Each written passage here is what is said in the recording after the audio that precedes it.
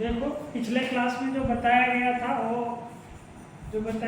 था sales of blood, तो उसमें एरिथ्रोसाइट्स के बारे में बता दिया गया था। एरिथ्रोसाइट्स में आरबीसी आता है, वो बता दिया था, रेड ब्लड सेल्स। इसमें इसका फंक्शंस भी बता दिया गया था कि इसमें हीमोग्लोबिन होता है, हीम का क्या फंक्शन होता है, ग्लोबिन का क्या फंक्शंस होता है, ओवरऑल एरिथ्रोसाइट्स का क्या फंक्शंस होता है, इसके बारे में डिटेल से बता दिया गया था। अब नेक्स्ट ल्यूकोसाइट्स, जिसको हम लोग क्या बोलते हैं, WBC, व्हाइट ब्लड सेल्स या व्हाइट ब्लड कॉर्पोसाइट्स, ल्यूकोसाइट्स। तो देखेंगे ल्यूकोसाइट्स को दो भाग में डिवाइड किया गया, पहला ग्रेन्युलोसाइट्स, दूसरा एग्रेन्युलोसाइट्स। ग्रेन्युलोसाइट्स दैट मींस ग्रेन्यूल्स, तो ऐसे सेल्स, ऐसे ब्लड सेल्स जिसमें ग्रेन्यूल्स पाया जाएगा। तो ग्रेन्यूल्स इन सेल साइटोप्लाज्म, उस सेल्स के ग्रेन्युलोसाइट्स के साइटोप्लाज्म में क्या होगा, ग्रेन्यूल्स पाया जाएगा।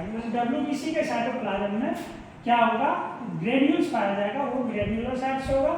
और जिसमें ग्रेन्यूल्स नहीं होगा वो एग्रेन्युलोसाइट्स होगा।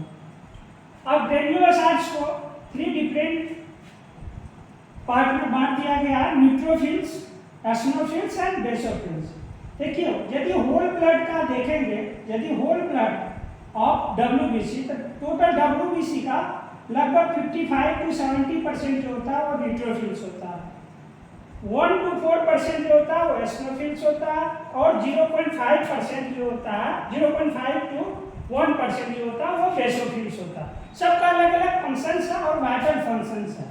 देखिए न्यूट्रोफिल्स क्या करता है, फाइगोसाइटोसिस का काम करेगा। यदि ये फाइगोसाइटिक सेल्स होता है, जो भी हार्मफुल सब्सटेंसेस होगा बॉडी के लिए, उसको क्या करेगा, फाइगोसाइटोज करेगा। दैट मींस उसको क्या करेगा, इनगल्फ कर लेगा, फिर उसको क्या करेगा, डीएक्टिव कर देगा।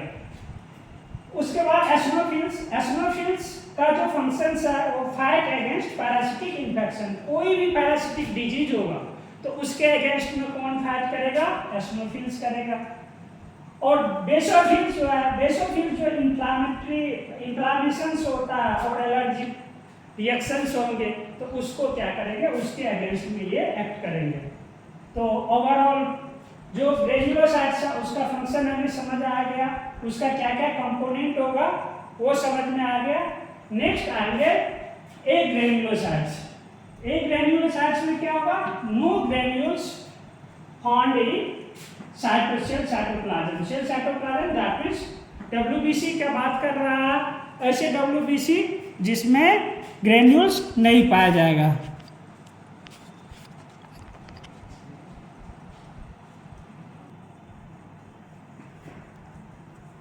ये जब देखेंगे एग्रेन्युलोसाइट्स, तो एग्रेन्युलोसाइट्स में क्या होगा, नो ग्रेन्यूल्स इन सेल साइटोप्लाज्म।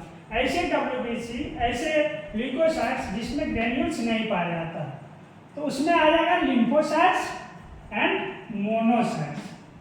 अब लिम्फोसाइट्स का क्या फंक्शन है, पहले लिम्फोसाइट्स समझेगा, उसके बाद मोनोसाइट्स समझेगा। लिम्फोसाइट्स क्या करेगा, प्रोड्यूस स्पेसिफिक इम्यून रिस्पॉन्स, माने स्पेसिफिक इम्यूनिटी प्रोवाइड्स करेगा, स्पेसिफिक इम्यूनिटी खास करके। तो अब देखेंगे स्पेसिफिक इम्यूनिटी में क्या क्या आता है, तो अब देखेंगे कि पर्टिकुलर कोई भी देखेंगे एंटीजेनिक एंटीजेंस है तो उसका क्या कंपोजिशन है, तो वो या प्रोटीन का प्रोटीन है उसका नेचर, या कार्बोहाइड्रेट नेचर है, या लिपिड नेचर है।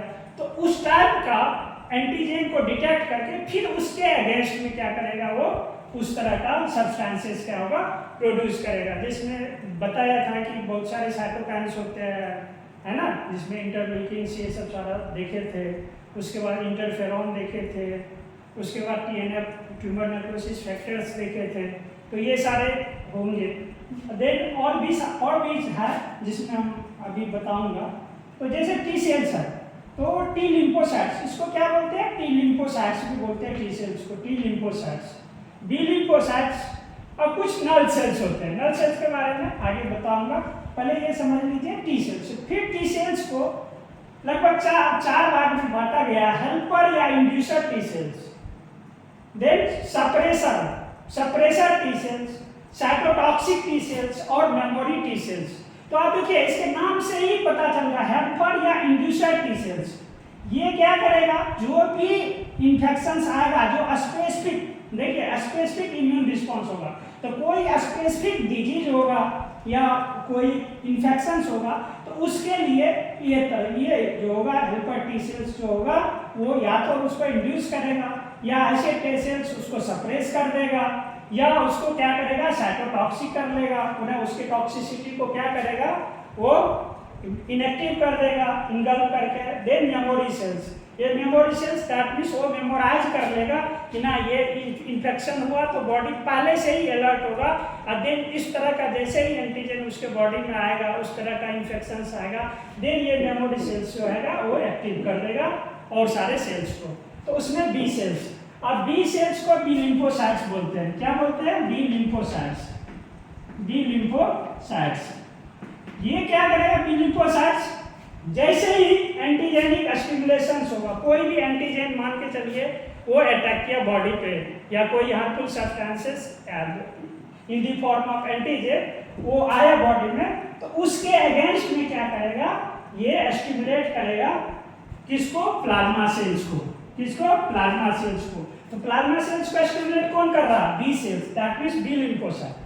देन ये क्या करेगा, जैसे ही प्लाज्मा सेल्स होगा स्टिमुलेट्स होगा, देन ये क्या करेगा, produce immunoglobulin.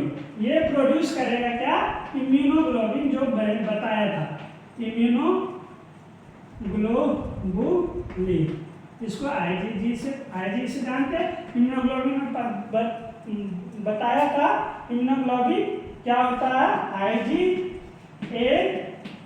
IgM, IgG, IgD, IgE, immunoglobulin. ये जितने भी इम्यूनोग्लोबिन है देखते हैं कि अलग अलग सबका फंक्शंस है, अलग अलग जो होते हैं इनके एक्शंस होते हैं, अलग अलग यदि एंटीजेंस बनाते हैं तो उसमें अलग अलग टाइप से ये रिएक्ट करते हैं। तो अब समझ में आ गया कि टी सेल्स और बी सेल्स। और नर सेल्स में जो होता है, नर सेल्स में जो है आता है dendritic sales.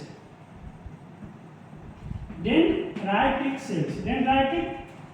Sales natural killer से, एनके सेल्स, जिसको क्या कहते हैं, नेचुरल किलर सेल्स। क्या कहते हैं? Natural killer cells. Then Langerhans cells, Langerhans cell, ये सारे एंटीजन प्रेजेंटिंग सेल्स है। तो मस्ट पोटेंट, जब भी क्वेश्चंस आए, नीट का क्वेश्चंस है कि must potent antigen presenting sales is, तो आप चारों चॉइस में दे देगा तो वो होगा क्या, dendritic cells. Most potent antigen presenting cell जो होगा वो क्या हो जाएगा, dendritic cells. Even B cells भी आ जाएगा, क्या आ जाएगा, बी सेल्स भी आ जाएगा, एंटीजन प्रेजेंटिंग सेल। ये एंटीजन को प्रेजेंट करता है, देन क्या होगा हमारे बॉडी उसके अगेंस्ट में जो होगा वो इम्यूनोग्लोबिन क्या करेगा, वो प्रोड्यूस करेगा, देन उसको क्या करेगा, इनएक्टिवेट करेगा।